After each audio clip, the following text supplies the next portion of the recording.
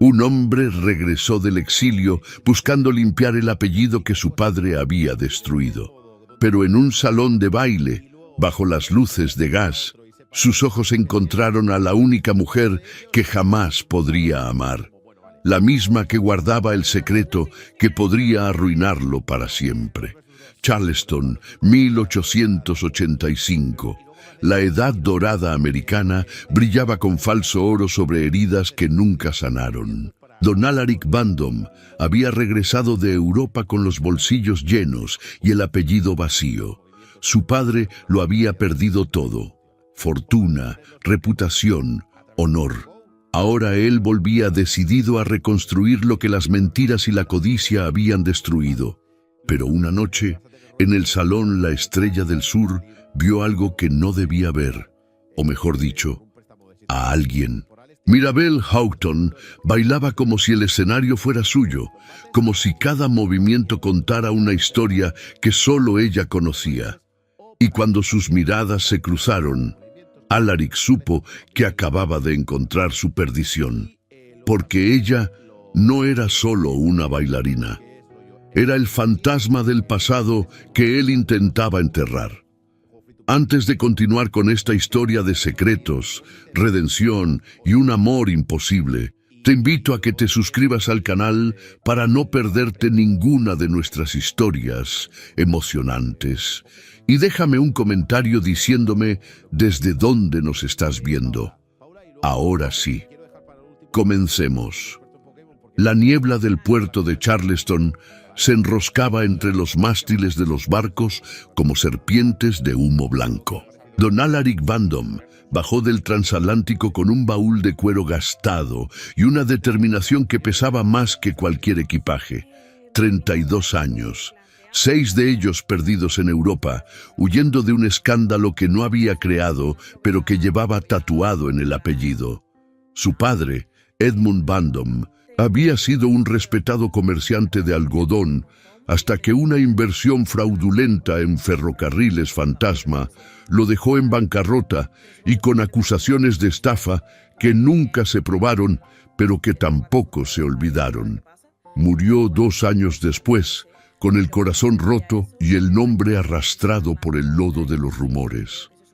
Alaric lo enterró en París, lejos de Charleston, lejos de las miradas acusadoras. Pero ahora volvía, no como el hijo avergonzado que había huido, sino como un hombre que había multiplicado la herencia de su madre en los mercados europeos.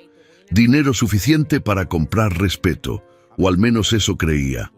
La mansión Bandom seguía en pie, milagrosamente intacta, aunque cubierta de polvo y olvido. La había comprado de vuelta a través de un intermediario, sin revelar su identidad. Cuando cruzó el umbral, el olor a madera vieja y recuerdos rancios lo golpeó como un puñetazo.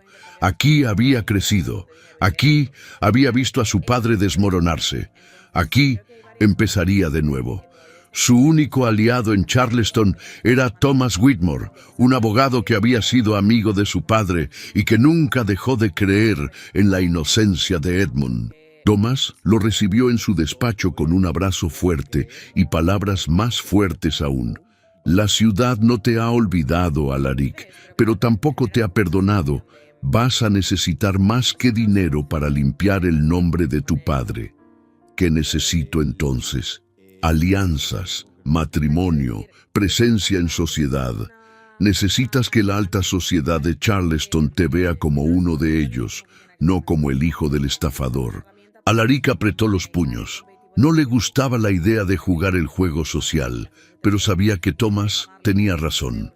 En esta ciudad, el honor no se compraba, se heredaba o se ganaba mediante alianzas estratégicas.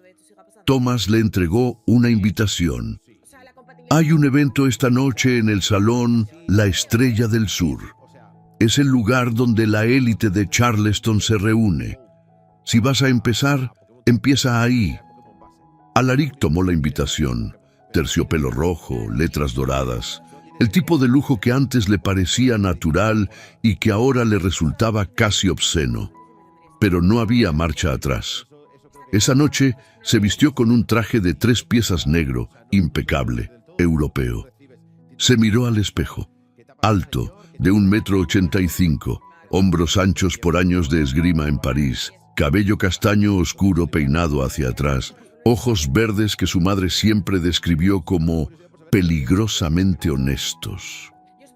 Piel clara, mandíbula definida y una cicatriz apenas visible en la ceja izquierda. Recuerdo de una pelea en un café de Montmartre. Cuando llegó al salón, las conversaciones se detuvieron, los susurros comenzaron, lo reconocieron de inmediato. El hijo del deshonrado Edmund Bandom había vuelto.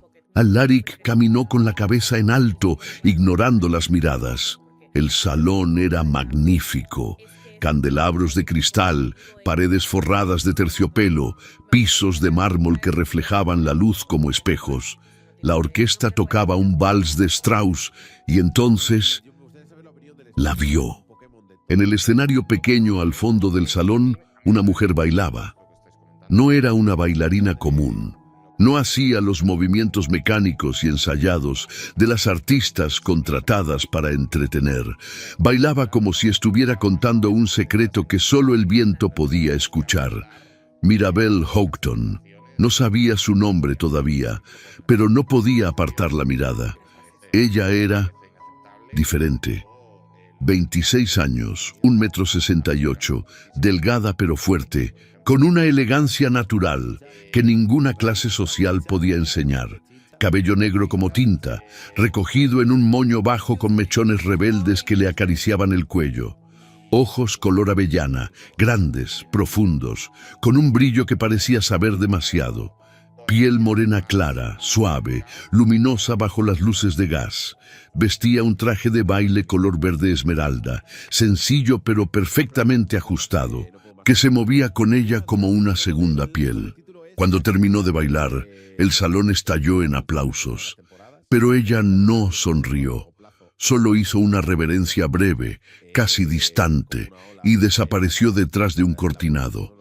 Alaric sintió algo extraño en el pecho, algo que no había sentido en años, curiosidad, atracción y algo más oscuro, como si la conociera de antes. ¿Quién es ella?, le preguntó a Thomas, que había aparecido a su lado con una copa de champán. Thomas siguió su mirada. Mirabel Houghton, bailarina, llegó a Charleston hace 3 años. Nadie sabe mucho de ella. Es reservada, misteriosa. Algunos dicen que viene de una familia arruinada del norte. Otros que fue amante de un magnate en Nueva York. Pero nadie sabe con certeza. Es parte de la sociedad. Thomas soltó una risa amarga. No, ella es entretenimiento. No se mezcla con la élite. Solo baila, cobra y se va. Pero es inolvidable. Alaric bebió de su copa sin apartar los ojos del lugar donde ella había desaparecido. Inolvidable. Esa era la palabra exacta. El resto de la noche fue una mezcla de conversaciones incómodas, sonrisas falsas y miradas de desconfianza. Pero Alaric no podía concentrarse. Su mente seguía en el escenario vacío, en los ojos avellana de Mirabel, en el movimiento de su cuerpo que parecía decir cosas que las palabras nunca podrían. Cuando finalmente salió del salón, la noche estaba fría y húmeda, y entonces la vio de nuevo. Mirabel estaba en el callejón lateral, envuelta en una capa oscura, esperando un carruaje. Estaba sola. Alaric no pensó, solo caminó hacia ella. «Disculpe, señorita». Ella se giró. Sus ojos lo estudiaron con una intensidad que lo dejó sin palabras por un segundo. «¿Sí?» Su voz era suave pero firme. No había coquetería en ella, solo curiosidad. Su baile fue extraordinario. Ella inclinó la cabeza ligeramente, como evaluándolo. «Gracias. Baila todas las noches aquí, 2 veces por semana, cuando me contratan. ¿Y el resto del tiempo?». Ahora ella sonrió apenas con una sombra de ironía en los labios. «El resto del tiempo cuido de mis propios asuntos. ¿Y usted? ¿Es de los que suelen perseguir bailarinas en callejones oscuros?». Alaric se rió a pesar de sí mismo. No, soy de los que intentan reconstruir lo que otros destruyeron. Algo cambió en los ojos de Mirabel. Una chispa, reconocimiento o tal vez miedo. Pero desapareció tan rápido que Alaric pensó que lo había imaginado. Entonces le deseo suerte, señor. La reconstrucción siempre es más difícil que la destrucción. Su carruaje llegó. Ella subió sin mirar atrás. Alaric se quedó ahí, en el callejón, con el frío mordiéndole las manos y una certeza creciendo en su pecho como una semilla oscura.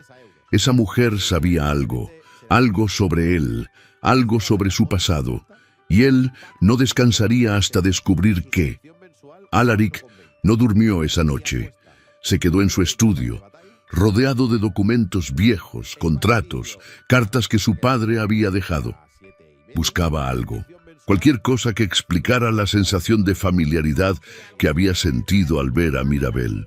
No encontró nada. A la mañana siguiente, Thomas apareció con noticias. La familia Ashford quiere verte. Son una de las familias más influyentes de Charleston. Si consigues su apoyo, el resto seguirá. ¿Qué quieren? No lo sé, pero no puedes rechazar la invitación. La mansión Ashford era una exhibición de riqueza. Columnas blancas, jardines perfectamente cuidados, fuentes de mármol. Alaric fue recibido por el patriarca, el señor Cornelius Ashford, un hombre de 60 años, robusto, con ojos pequeños y calculadores.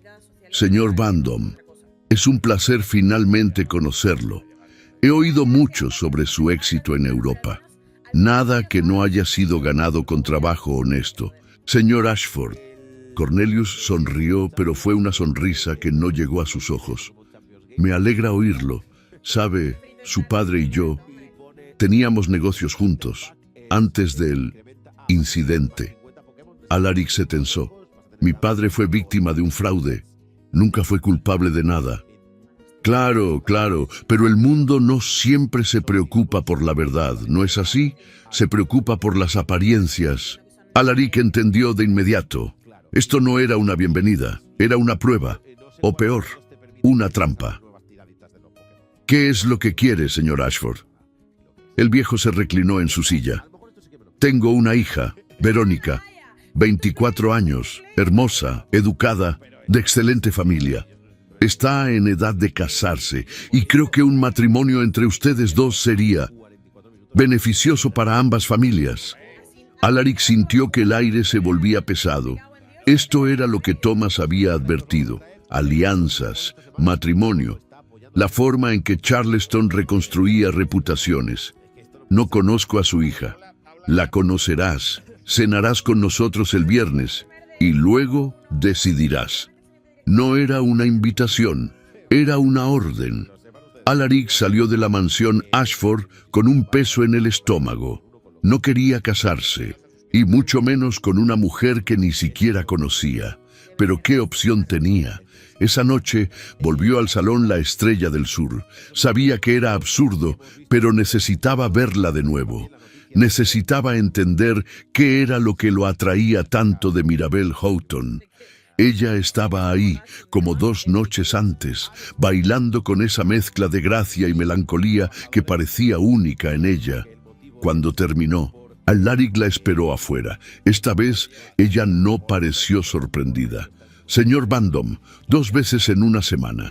Debería tener cuidado. La gente podría empezar a hablar. ¡Que hablen! Mirabel lo miró con esa intensidad que lo desarmaba. ¿Qué es lo que quiere de mí? Respuestas. ¿A qué preguntas? ¿Por qué siento que la conozco? ¿Por qué cuando la miro tengo la sensación de que usted sabe algo que yo no sé? El rostro de Mirabel se endureció. Por un momento, Alaric pensó que ella se iría sin responder. Pero entonces, en voz baja, casi un susurro, dijo: porque tal vez sepa cosas que usted preferiría no recordar. Y antes de que pudiera preguntar más, ella subió a su carruaje y desapareció en la noche. Los siguientes días fueron un torbellino. Alaric asistió a cenas, reuniones, eventos. Conoció a Verónica Ashford, una joven rubia, bonita, educada, que hablaba de literatura y música con fluidez ensayada. Era perfecta, demasiado perfecta, como una muñeca de porcelana sin alma, pero cada vez que cerraba los ojos, veía a Mirabel. Una tarde, mientras revisaba documentos en su despacho, encontró algo que lo dejó paralizado. Una carta vieja, escrita por su padre 2 semanas antes de morir, dirigida a él, pero que nunca llegó a enviar. Alaric, si algún día lees esto, sabrás que cometí errores. Pero el mayor de todos no fue el fraude del que me acusaron, fue haber confiado en el hombre equivocado. Cornelius Ashford me traicionó. Él sabía de la estafa, él fue quien la orquestó, y cuando todo colapsó, me dejó cargar con la culpa. Cuídate de él y cuídate de su familia, no son lo que parecen. Alaric leyó la carta 3 veces. Su corazón latía con furia. Cornelius Ashford, el hombre que había destruido a su padre, el mismo que ahora le ofrecía a su hija en matrimonio. No era una alianza, era una trampa. Esa noche corrió al salón la Estrella del Sur. Tenía que hablar con Mirabel, tenía que saber qué era lo que ella sabía, pero cuando llegó, el salón estaba vacío. Los empleados le dijeron que Mirabel no había ido esa noche. Nadie sabía dónde vivía. Nadie tenía forma de contactarla. Alaric sintió pánico, como si algo importante estuviera a punto de perderse. Y entonces, al salir del salón, vio a un hombre observándolo desde la esquina. Un hombre que reconoció de inmediato. Uno de los hombres de Cornelius Ashford. Lo estaban vigilando.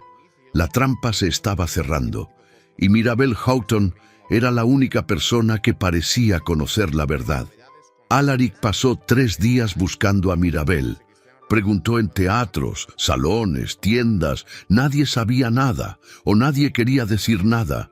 Era como si ella se hubiera desvanecido, hasta que una mañana recibió una nota, sin firma, solo una dirección garabateada con tinta negra.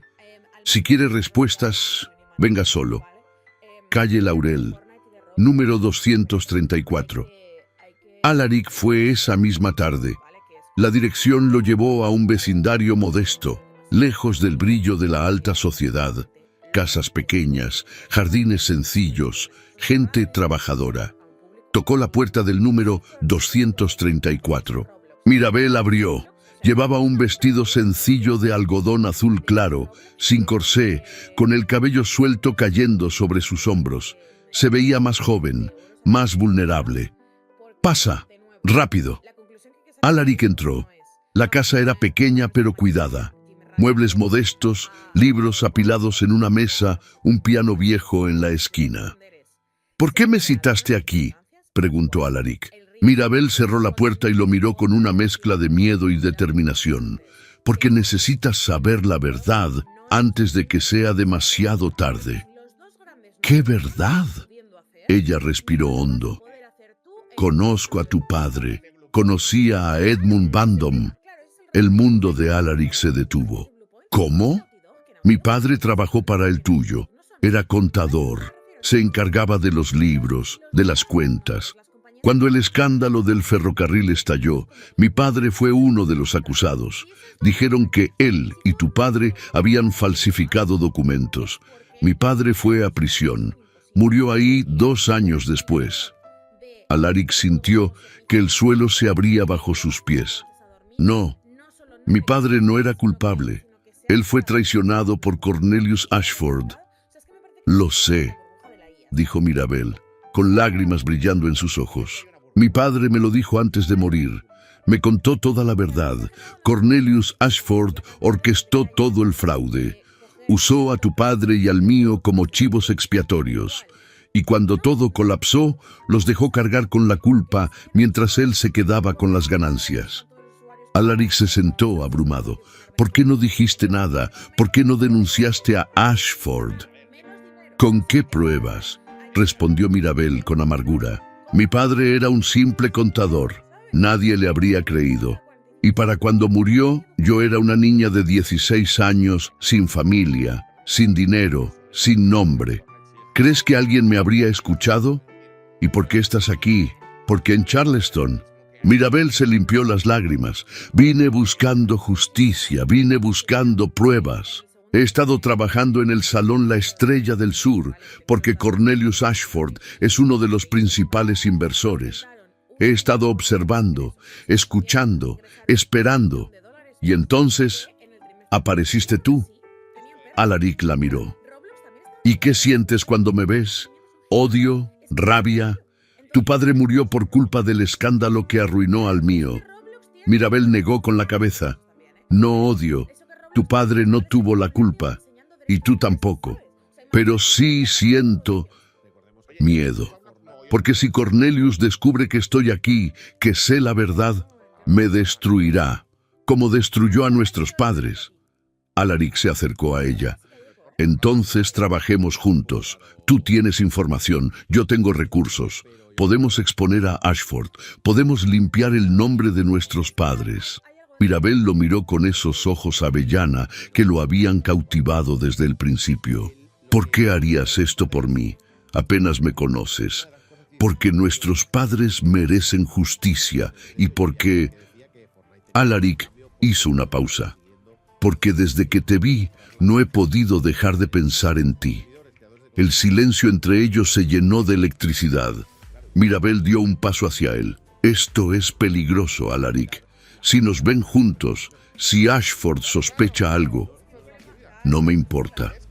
Y entonces, en ese momento, sin pensar, sin calcular, Alaric tomó la mano de Mirabel. Ella no la retiró. Sus dedos se entrelazaron como si siempre hubieran estado destinados a hacerlo. Necesito que me prometas algo, dijo Mirabel en voz baja. Lo que sea.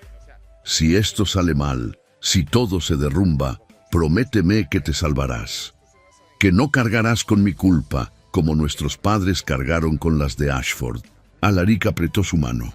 No va a salir mal. Vamos a ganar.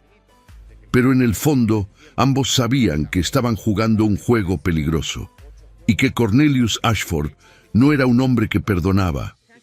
Los siguientes días, Alaric y Mirabel empezaron a trabajar juntos.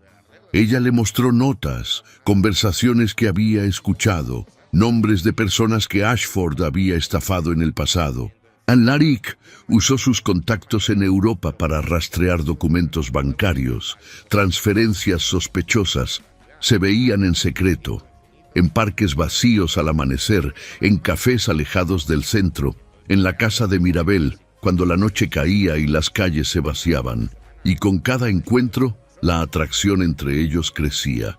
No era solo física, era algo más profundo, una conexión forjada en el dolor compartido, en la búsqueda de justicia, en la necesidad de ser vistos por lo que realmente eran, no por los nombres que llevaban. Una noche, después de horas revisando documentos, Mirabel se levantó del piano donde habían estado trabajando. Tocó una melodía suave, triste, hermosa.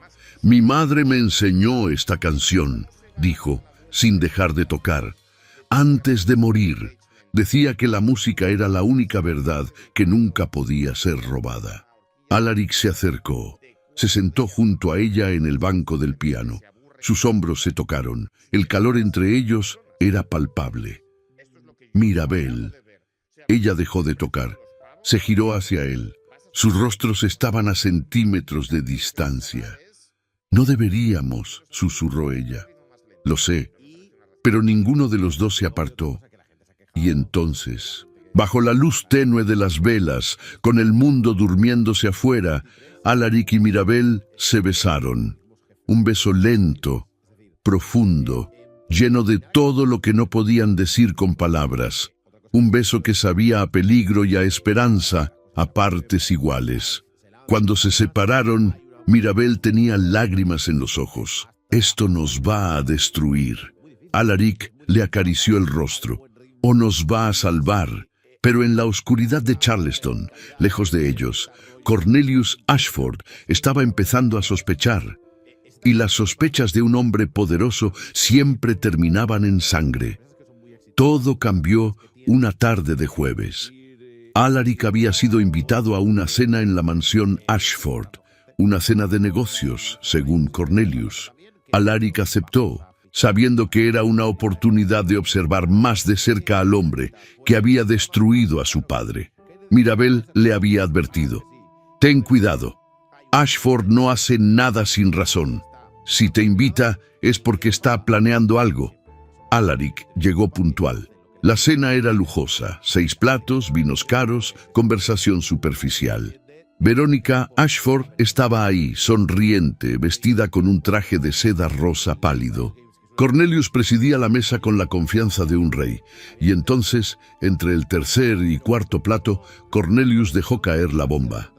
«Señor Bandom, he estado investigando sobre usted, sobre su tiempo en Europa, sus inversiones, sus asociaciones». Alaric sintió un escalofrío. «¿Qué quiere decir?». Cornelius sonrió. «Quiero decir que he descubierto algo interesante. Ha estado viendo a Mirabel Houghton, ¿no es cierto?». El silencio en la mesa fue absoluto. Verónica dejó caer su tenedor. Los otros invitados miraron con curiosidad. Alaric mantuvo la calma. «Es una bailarina muy talentosa. He asistido a algunos de sus espectáculos». «Oh, estoy seguro de que ha hecho más que eso», dijo Cornelius, con un tono de veneno. «¿Sabe quién es ella? ¿Sabe quién fue su padre?». Alaric apretó los puños bajo la mesa. «Sé todo lo que necesito saber». Cornelius se rió. «Entonces sabrá que su padre fue un ladrón, un falsificador, un hombre que trabajó con Edmund Bandom en el fraude del ferrocarril. Y ahora su hija está aquí en Charleston, probablemente buscando lo mismo que su padre: dinero fácil». Alaric se levantó de la mesa. «Está equivocado». «¿Lo estoy?». Cornelius también se levantó. «Entonces, explícame por qué has estado visitándola en secreto. ¿Por qué has estado revisando documentos antiguos? ¿Por qué has estado preguntando sobre mí?». Alaric sintió que la trampa se cerraba. Ashford lo había estado vigilando todo el tiempo. «Cuidado, señor Bandom», continuó Cornelius, acercándose. «Si continúas asociándote con esa mujer, si continúas haciendo preguntas incómodas, toda Charleston sabrá que el hijo de Edmund Bandom no es diferente a su padre. Y tu intento de limpiar tu apellido terminará antes de empezar». Alaric lo miró a los ojos. «Usted destruyó a mi padre, y ahora intenta destruirme a mí». Cornelius no negó nada, solo sonrió. «Tu padre era débil, y tú también lo eres. Ahora sal de mi casa». Alaric salió de la mansión con la furia hirviendo en sus venas. Corrió a la casa de Mirabel. Cuando llegó, ella estaba esperándolo, pálida, con las manos temblorosas. «Lo sabe», dijo ella. «Ashford lo sabe todo». «¿Cómo?». «Tiene espías en todas partes. Uno de los empleados del salón debe haberlo visto visitarme». «Alaric, esto es el fin. Él va a arruinarnos a ambos». Alaric la tomó de los hombros. «No, no vamos a dejar que gane. Tenemos suficiente información. Podemos exponerlo». «¿Y quién nos va a creer? Él es Cornelius Ashford. Tiene poder, influencia, dinero. Nosotros no somos nadie. Entonces nos convertiremos en alguien». Esa noche, Alaric y Mirabel tomaron una decisión. Si Ashford iba a jugar sucio, ellos también lo harían. Thomas Whitmore les consiguió una reunión con el editor del periódico más importante de Charleston, un hombre llamado Henry Dalton, conocido por su integridad y su odio hacia la corrupción. Alaric y Mirabel le presentaron todas las pruebas. Documentos bancarios que mostraban transferencias sospechosas, testimonios de personas estafadas por Ashford. Cartas que demostraban que Edmund Bandom y el padre de Mirabel habían sido chivos expiatorios. Dalton estudió todo con detenimiento, luego los miró. «Esto es explosivo. Si publico esto, Ashford va a venir por mí y por ustedes». «¿Lo hará?», preguntó Alaric. Dalton sonrió. Por supuesto, llevo años esperando una oportunidad como esta. El artículo se publicó 3 días después. Primera plana, titulado El fraude oculto. Cómo Cornelius Ashford construyó su imperio sobre mentiras. Charleston estalló. Las reacciones fueron inmediatas. Algunos defendieron a Ashford, otros empezaron a hacer preguntas. Familias que habían perdido dinero en inversiones con él comenzaron a hablar. La presión social creció, pero Ashford no se rindió. 2 noches después de la publicación, Alaric recibió un mensaje urgente. Mirabel había sido arrestada. Acusación, robo. Ashford afirmaba que ella había entrado a su oficina y robado documentos confidenciales. Alaric corrió a la comisaría. Encontró a Mirabel en una celda, con los ojos rojos de llorar pero con la cabeza en alto. «Es mentira», le dijo a través de los barrotes. «Él plantó evidencia, pagó testigos». «Lo sé, te voy a sacar de aquí». Pero Ashford tenía demasiado poder. El juez que revisó el caso era amigo suyo. La fianza era imposible de pagar. Alaric sintió desesperación por primera vez. Estaban perdiendo. Hasta que Thomas apareció con una idea. Hay una persona que puede ayudarnos. Alguien que Ashford teme, su hermana. ¿Su hermana? Margaret Ashford se casó con un senador. Vive en Boston. Rompió relaciones con Cornelius hace años, porque descubrió que él había estafado a su esposo. Si conseguimos su testimonio, podemos destruir a Ashford. Alaric no lo pensó 2 veces. Esa misma noche tomó el tren a Boston. Margaret Ashford vivía en una elegante casa de ladrillo rojo en Beacon Hill. Era una mujer de 50 años. Cabello gris recogido con severidad, ojos azules que reflejaban inteligencia y dolor a partes iguales. «Sé quién eres», le dijo cuando Alaric se presentó, «y sé por qué estás aquí. Necesito su ayuda. Su hermano destruyó a mi padre y ahora está tratando de destruir a una mujer inocente». Margaret suspiró. «Mi hermano es un monstruo. Siempre lo ha sido. Cuando descubrí lo que le hizo a mi esposo, corté todo lazo con él, pero tenía miedo de hablar públicamente. Y ahora...» Ella lo miró fijamente. «Ahora estoy cansada de tener miedo». Margaret regresó con Alaric a Charleston. Su testimonio fue devastador.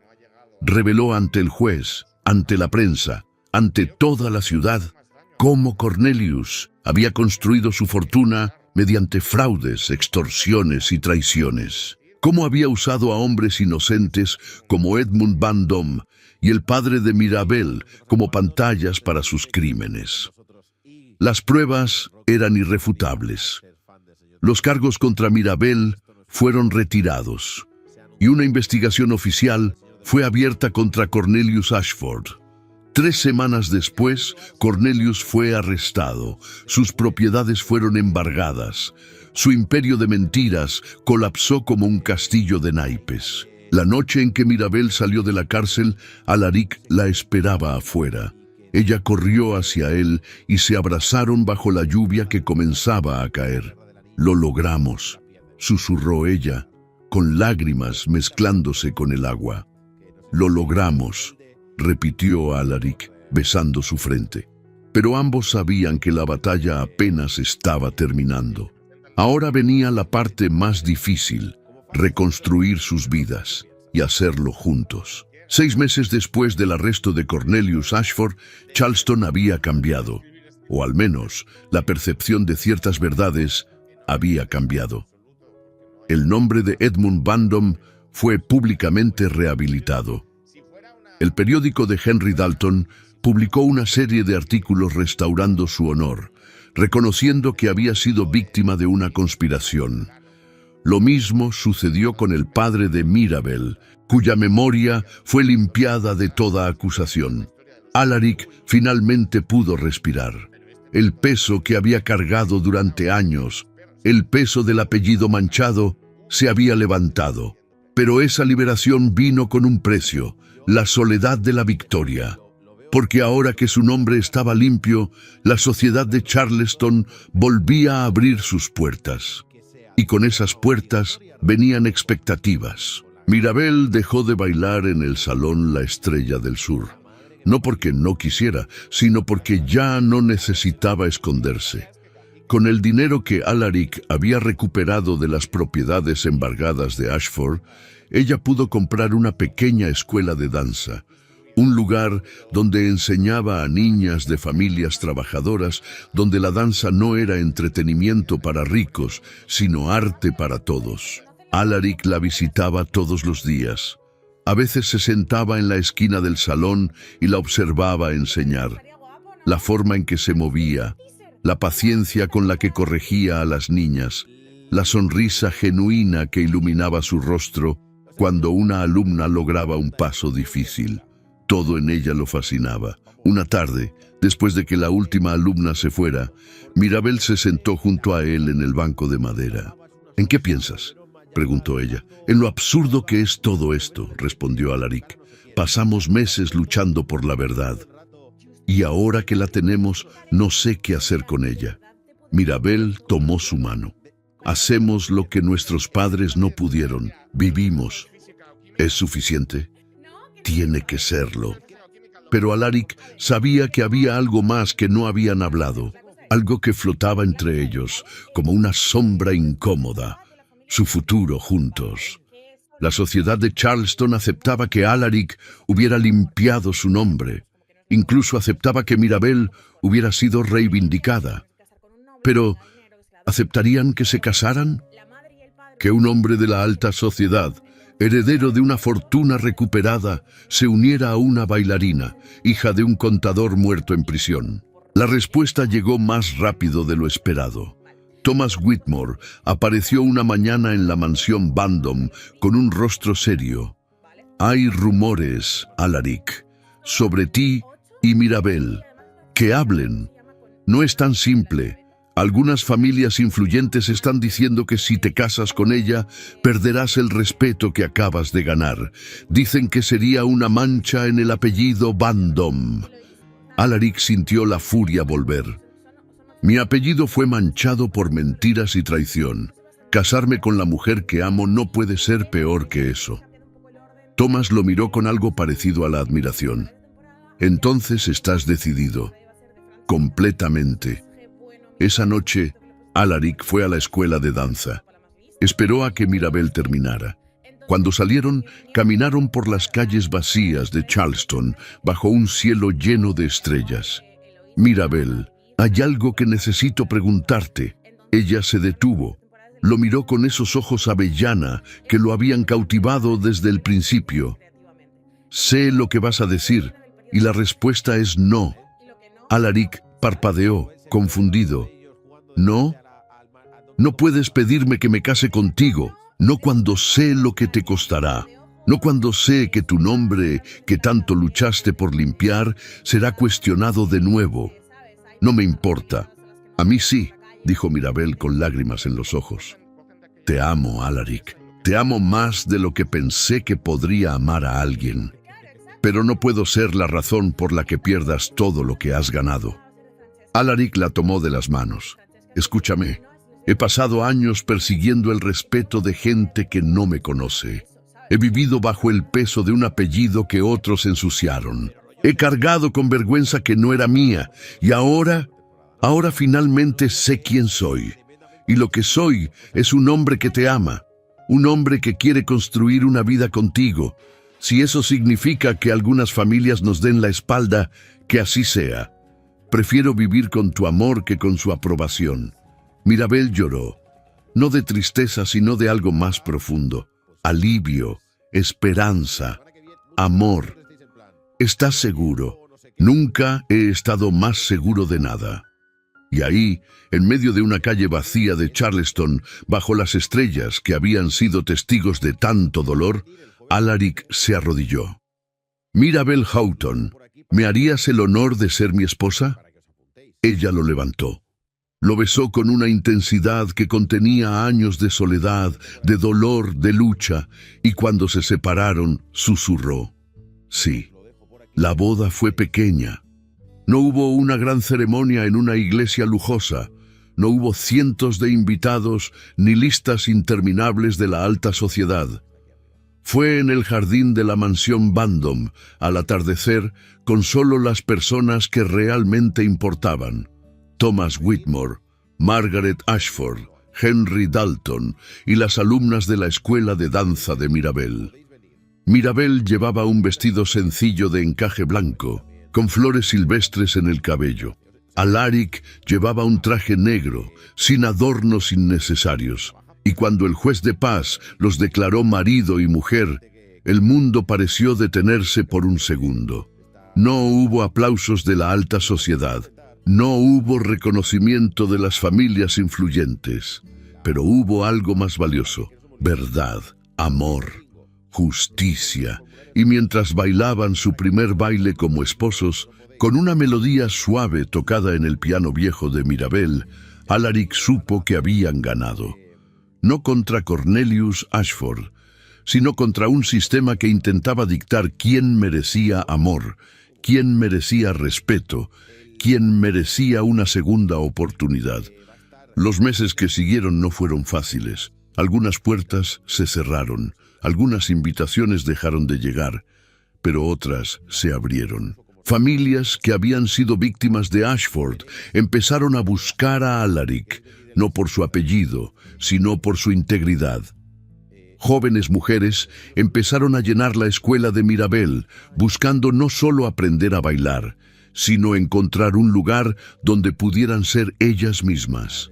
Una noche, mientras cenaban en la tranquilidad de su hogar, Mirabel puso su mano sobre la de Alaric. «Estoy embarazada». Alaric sintió que el mundo se expandía. Un hijo o una hija. Una nueva vida que no cargaría con el peso de los pecados de sus abuelos.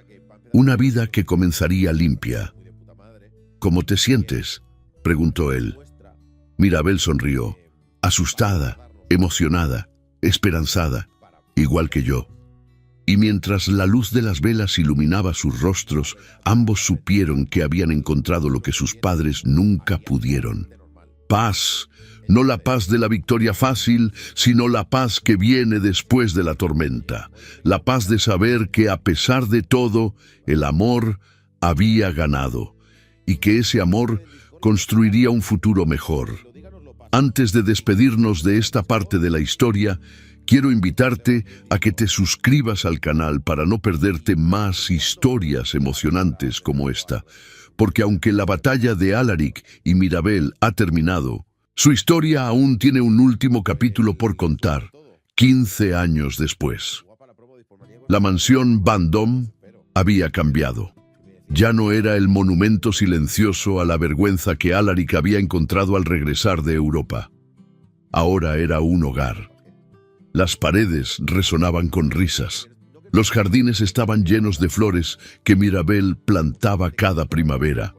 Y en el salón principal, un piano nuevo reemplazaba al viejo, donde una niña de 12 años practicaba escalas con concentración feroz. Su nombre era Helena Bandom. Tenía el cabello oscuro de su madre, los ojos verdes de su padre y una determinación que parecía haber heredado de ambos. Quería ser pianista, no bailarina como Mirabel esperaba, pianista. Y lo decía con una convicción que no admitía dudas. Alaric observaba desde la puerta con una sonrisa en los labios. A su lado estaba su segundo hijo, un niño de 7 años llamado Thomas, en honor al hombre que nunca dejó de creer en la familia Bandom. Thomas era inquieto, curioso, siempre con preguntas imposibles de responder. «Papá, ¿es verdad que el abuelo estuvo en prisión?», preguntó Thomas, con esa inocencia brutal de los niños. Alaric se arrodilló junto a él. «No. Tu abuelo nunca estuvo en prisión, pero fue acusado de algo que no hizo, y pasó mucho tiempo antes de que la verdad saliera a la luz. ¿Y la abuela de mamá? ¿Ella también fue acusada?». «Su abuelo sí, pero tu abuela murió antes de que todo eso pasara». Thomas procesó la información con seriedad. Entonces, nosotros somos los hijos de gente valiente. Alaric sonrió. Sí, eso somos. Mirabel entró al salón, secándose las manos en un delantal. A los 41 años seguía siendo hermosa. Algunas líneas de expresión marcaban su rostro, pero solo añadían profundidad a su belleza. Su escuela de danza había crecido. Ahora tenía 3 sedes en Charleston y había empezado a aceptar niños de todas las clases sociales, algo que seguía generando controversia, pero que ella defendía con fiereza. Elena, suficiente práctica por hoy. Ve a lavarte las manos para cenar. Elena suspiró dramáticamente, pero obedeció. Esa noche, después de que los niños se durmieran, Alaric y Mirabel salieron al jardín. El aire era fresco, la luna brillaba alta. Se sentaron en el banco que Alaric había construido años atrás, bajo el mismo roble donde se habían casado. ¿En qué piensas?, preguntó Mirabel, recostando la cabeza en su hombro. En lo lejos que hemos llegado, en todo lo que tuvimos que atravesar. ¿Te arrepientes de algo? Alaric la miró. De nada, absolutamente de nada. Ni siquiera de las familias que nos dieron la espalda, de las oportunidades que perdiste por casarte conmigo. Especialmente de eso. Porque cada puerta que se cerró me llevó a una mejor, y cada oportunidad que perdí me dio algo más valioso. Tiempo contigo. Mirabel sonrió. Después de 15 años de matrimonio, él todavía podía hacerla sonreír así. ¿Sabes qué me dijo Margaret ayer?, dijo Mirabel. ¿Qué? Que Cornelius murió en prisión, solo, sin familia que lo visitara, sin nadie que llorara su muerte. Alaric sintió una mezcla de emociones. No alegría, exactamente, pero sí una sensación de cierre. ¿Y cómo te hace sentir eso? Triste. No por él, sino por lo que pudo haber sido y no fue. Pudo haber usado su inteligencia, su poder, para construir algo bueno. En cambio, construyó sobre mentiras, y al final esas mentiras lo devoraron. Así funciona la justicia. A veces es lenta, pero siempre llega. Mirabel tomó la mano de Alaric.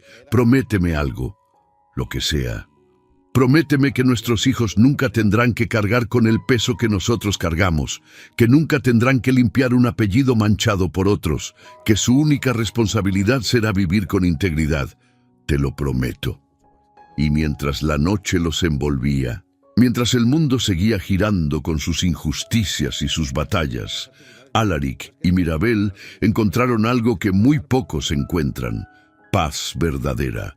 No la paz de los que nunca han luchado, sino la paz de los que lucharon, vencieron y aprendieron que la victoria más grande no es la que se gana contra los enemigos externos, sino la que se gana contra el miedo, la vergüenza y la duda interna. Thomas Whitmore, ahora un anciano de 80 años, visitaba la mansión Bandom cada domingo.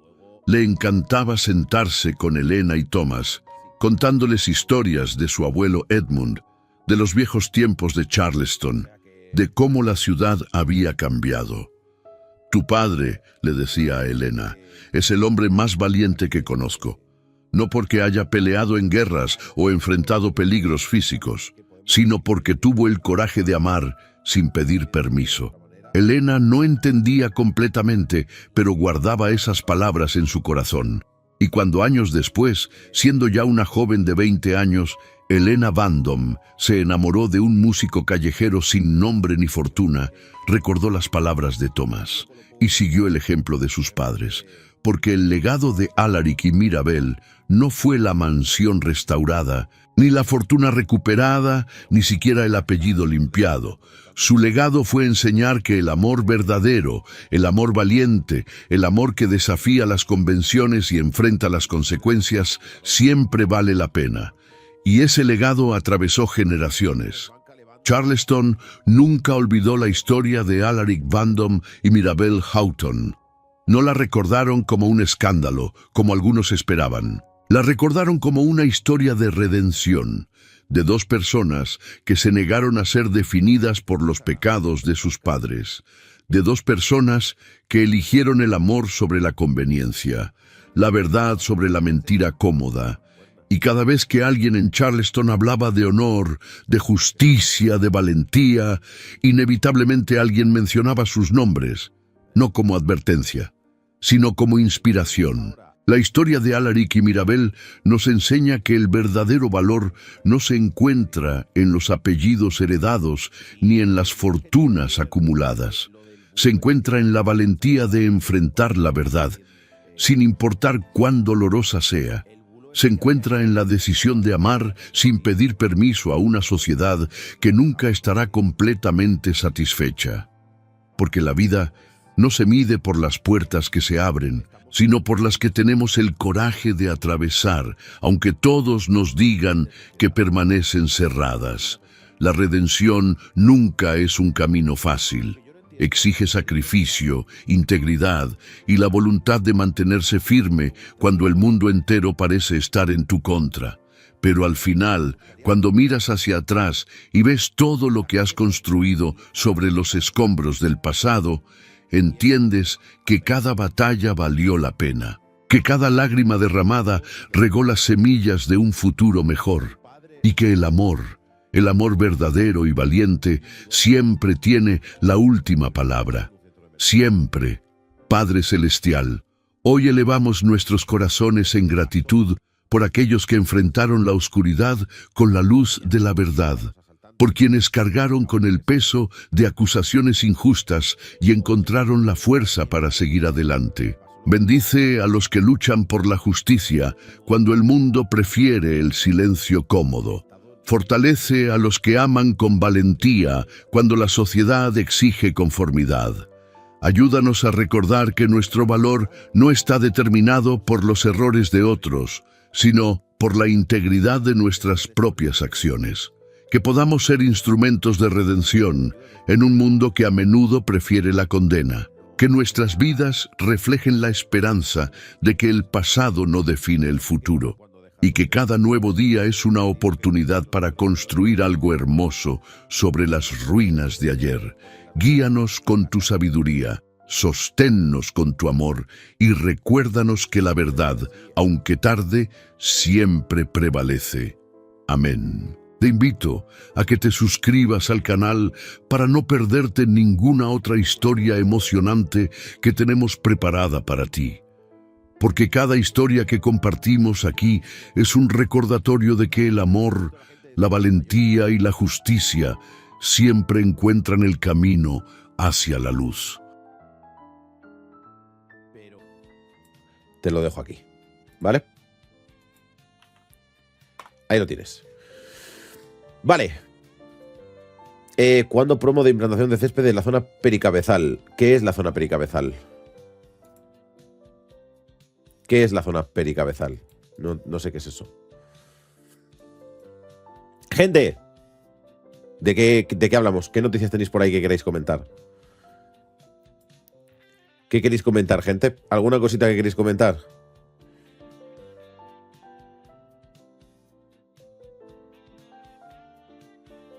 ¿Alguna curiosidad?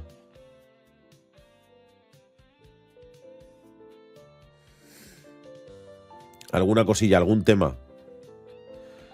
Noemí, la chica de la eutanasia, ¿lo comentaste ayer? Sí. Sí. Bueno, no, creo que es Noelia, pero sí. Lo comentamos ayer. Y lo único que vengo a comentar es que evidentemente no vamos a entrar más allá. Porque me parece puro morbo. O sea, es un tema extremadamente complicado y el motivo por el que una persona ha llegado hasta ese punto, prefiero ni pensarlo y ya está.